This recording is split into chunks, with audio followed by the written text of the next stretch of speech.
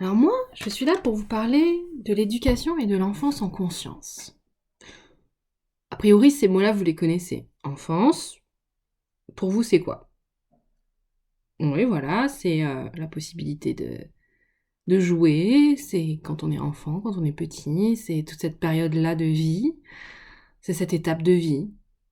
Éducation, c'est ce qu'on reçoit à l'école, ce qu'on reçoit aussi de nos parents, qu'on reçoit de notre famille. Ce sont des méthodes aussi éducatives. On parle d'éducation comme ça, c'est la morale, les mœurs, c'est tout ça. Et conscience, c'est réfléchir, c'est avoir une ouverture, c'est connaître. Mais du coup, si on met enfance, éducation et conscience dans la même phrase, qu'est-ce que ça va nous donner? Est-ce que finalement, vous pensez que l'enfance et l'éducation, c'est quelque chose qui se fait aujourd'hui sans conscience? Mais moi, je pense que oui. Je pense que oui parce que, d'abord, je suis née et j'ai vécu une première expérience en tant qu'enfant. Et dans cette expérience, bien, j'ai eu la chance de naître dans une famille qui n'a pas pu me garder. Et donc, j'ai été placée en famille d'accueil. J'ai eu donc 2 paires de parents et 4 paires de grands-parents. J'ai donc vu plusieurs modèles. J'ai aussi vu des professionnels qui étaient là pour m'accompagner, m'éduquer, m'élever, et qui ont traversé ma vie depuis toute petite. Et je me suis aperçue qu'il y avait quand même quelque chose qui était un peu bizarre. Alors certes, j'avais une histoire difficile, mais pourtant, les adultes avaient tendance à me rapetisser, à me dire «Tu ne peux pas comprendre, tu es qu'une enfant». Ils ne prenaient pas en compte ce que je leur disais. Bien sûr, quand j'étais toute petite, je ne leur disais pas grand-chose. Mais au fur et à mesure, j'ai grandi. J'ai commencé à avoir mon avis, à dire des choses. Je réfléchissais beaucoup, même beaucoup trop pour mon âge. J'avais beaucoup d'émotions aussi. Et je les vivais, ces émotions, de manière intense, et personne n'apprenait à les gérer. Alors bien sûr, ma mère d'accueil m'accueillait dans ses émotions, m'écoutait. Mais au bout d'un moment, arrivait ce temps où elle me disait «Mais Julie, mais tu as tout pour être heureuse.» J'ai tout pour être heureuse. C'est vrai, j'ai quand même une famille qui m'aime, une famille d'accueil certes, mais une famille qui m'aime, des parents biologiques qui m'aiment aussi, avec qui j'ai contact, qui se soucient de moi malgré tout, même s'ils ne peuvent pas s'occuper de moi. J'ai des amis, j'ai une famille d'accueil qui a des revenus décents et qui du coup me permet d'accéder à pas mal de biens matériels.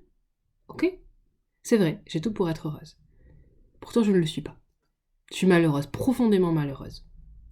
Alors ça s'explique. J'ai été placée en famille d'accueil, il y a mon histoire, ok. Est-ce que c'est vraiment ça?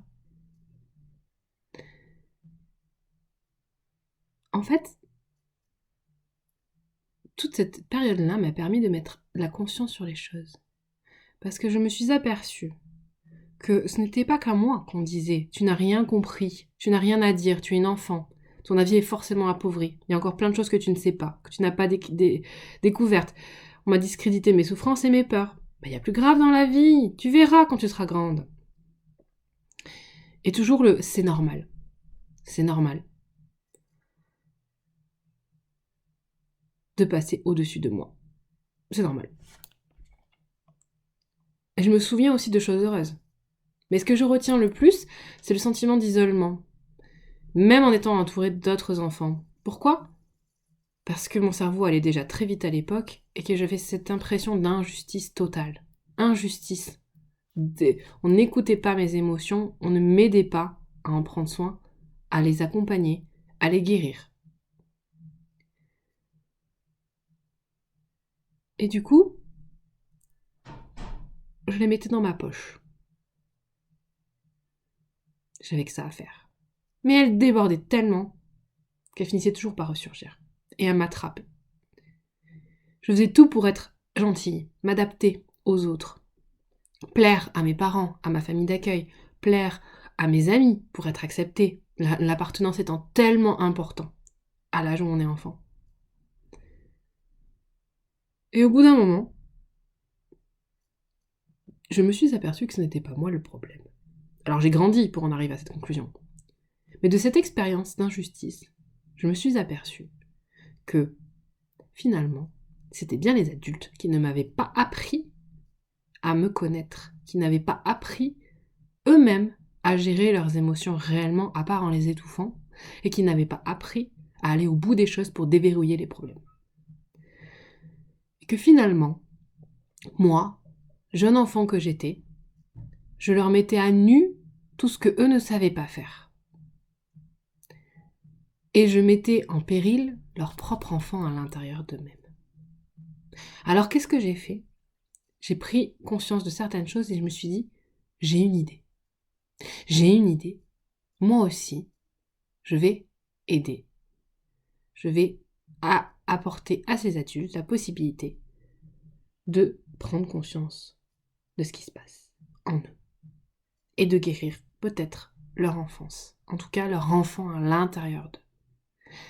Et c'est moi qui vais leur apprendre comment on fait pour s'occuper de ses émotions, comment on fait pour s'occuper de son enfant à l'intérieur de soi-même, comment on fait pour préserver ce qu'on a d'inné et de précieux en chaque être humain quand il arrive sur Terre. Et pour cela, je me suis dit, je vais commencer par préserver les enfants. Je vais les aider, ces enfants. Je vais préserver ce qu'il y a d'inné en eux en me mettant entre les adultes qui ne comprennent rien et eux, ces enfants-là, qui sont en demande mais qui n'ont pas de réponse. Je vais faire barrière et je vais leur expliquer par mon expérience comment on peut prendre soin de soi-même et comment il ne faut pas écouter certains adultes qui vous disent « tais-toi, tu ne connais rien à la vie, tais-toi, tu n'as pas le droit de ressentir cela ou ceci ». Alors, j'ai décidé de commencer par devenir animatrice. Je me suis dit, c'est le meilleur endroit pour prendre soin des enfants. C'est le meilleur endroit pour prendre soin de ce qu'il y a d'inné chez eux. C'est le meilleur endroit pour les protéger et leur permettre de se connaître, de se comprendre et de devenir des adultes qui ne perdent pas le cap de qui ils sont profondément, de ce qu'il y a d'essentiel en eux, de façon à ce qu'ils soient épanouis et durablement dans leur vie d'adulte. Mais c'était peine perdue.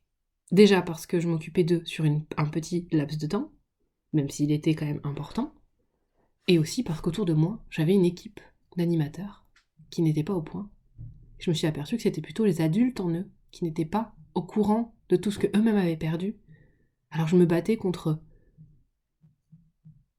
tout un tas de parents, tout un tas d'adultes qui n'en étaient pas là où j'en étais.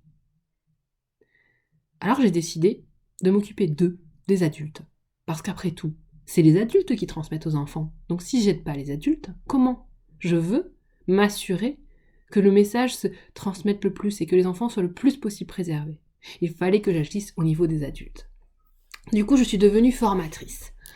Au départ pour le BAFA, et ensuite dans tout ce qui est la formation assistante maternelle, enseignant, tous les adultes encadrants dans la vie de l'enfant.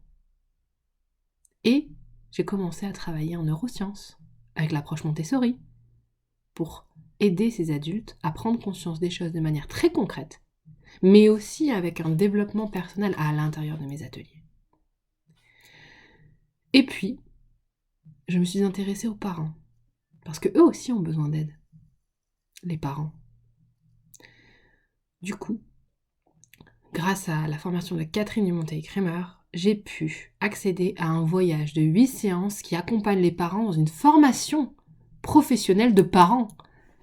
Titre de parents éveillés, conscients, avec une éducation consciente en main. En tout cas, une prise de conscience de lui-même, sur son parcours personnel, au regard de son enfant, pour aider celui qui vient derrière. Et couper les schémas du passé. Je suis donc là pour transmettre l'éducation et l'enfance en conscience. Pour aider ses parents et ses professionnels dans ce cheminement intérieur. Mais quoi de plus intéressant que de prendre soin de soi avant même de devenir parent? Et après juste cette sortie de l'enfance et de l'adolescence, ce laps de temps de construction du jeune adulte, entre ses 20 et ses 30 ans, ce moment clé qui fait tout basculer dans une vie.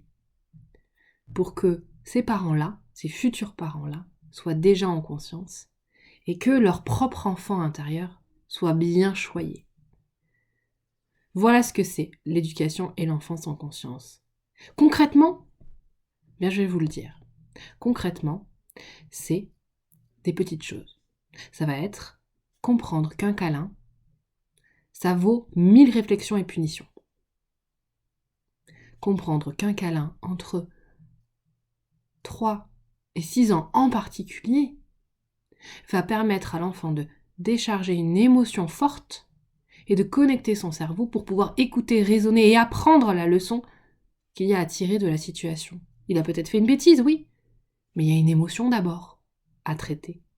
Et si on oublie cette émotion-là, qu'on dit à l'enfant « tais-toi, tu es puni, mets ça dans ta poche », il ne saura jamais la gérer. S'il ne sait pas la gérer, elle se reproduira ad vitam aeternam.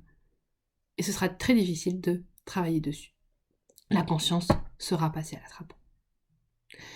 Un autre exemple, dans les situations où un adolescent s'oppose à vous. Et vous, grand adulte que vous êtes, besoin de protéger sa progéniture, et c'est tout à fait légitime, bon sang. Vous l'avez vécu comme ça de toute façon, et vous savez que vous n'en êtes pas mort.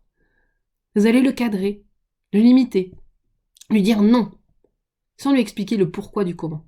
Ah oui, les adolescents cherchent toujours à négocier, c'est pénible. Mais pourquoi ils font ça ? Ne seraient-ils pas simplement en train d'essayer d'affirmer qui ils sont, d'essayer de trouver des cheminements intérieurs pour savoir comment se poser ses propres limites ?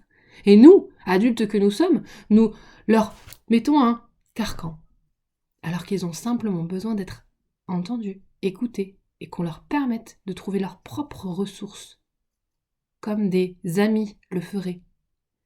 Mais des amis avec de l'expérience à leur apporter, à leur mettre au service de leur vie.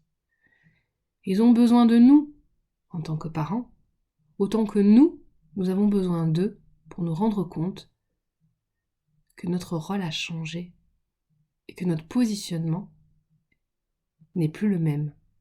À l'adolescence, on a en face de nous des adultes en devenir qui ont besoin de notre ressource, qui ont besoin de notre expérience de vie, mais pas de règles, pas de cadre limitant. C'est très différent. Comment on met de la conscience sur tout ça ? Comment on se rend compte que quand on crie sur notre enfant, on n'est pas... ou un enfant même en collectivité, quand on est enseignant, animateur et qu'on perd la possession de nous-mêmes, que la colère nous emporte, quand est-ce qu'on va comprendre ce qui se joue réellement en nous ? Qu'on parle de mémoire traumatique, par exemple. Cette mémoire traumatique, qu'est-ce qu'elle fait ? Elle nous mène, elle nous entraîne, et elle vient de notre enfance. Si on remettait de la lumière à ce moment précis où, mon Dieu, papa, maman m'a oublié dans la fête foraine. Ce jour-là, j'ai eu peur de les perdre. Il y avait des odeurs de barbe à papa, il y avait de la musique et des lumières, et que ce jour où mon enfant se met en colère après moi à la fête foraine, et que je surréagis de manière incroyable alors que la situation n'en vaut absolument pas la peine, qu'est-ce qui se passe ? Qu'est-ce qui se joue ? D'où me vient cette violence et cette émotion forte, peut-être, de cette mémoire? Quand moi je me suis sentie abandonnée, j'ai eu tellement peur que quand mon enfant, à la fête foraine, se met à pleurer parce qu'il se sent abandonné, vous paniquez. Vous paniquez. Et cette mémoire vous emporte. Sans conscience, l'éducation que vous donnez à vos enfants, que nous donnons aux enfants autour de nous, même si ce ne sont pas nos enfants personnellement, finalement, n'aboutit à peu. Et les schémas se reproduisent. C'est pour ça que je vous invite à mettre de la conscience sur votre enfance, sur vos schémas, pour aider autour de vous tous les enfants que vous allez croiser. Le voisin, l'enfant du voisin, votre cousin, votre cousine, votre neveu, nièce, qu'importe. À un moment donné, ils ont tous besoin de croiser dans leur vie des adultes qui ont fait le chemin de l'enfance en conscience pour reproduire et amener une nouvelle forme d'éducation plus consciente, basée sur des outils des neurosciences, basée sur des approches pédagogiques telles que l'approche Montessori, Freinet par exemple, ou Pickler, mais aussi sur une recherche intérieure. Voilà ce qu'est l'enfance et l'éducation en conscience. Et je vous invite à faire ce voyage vous aussi.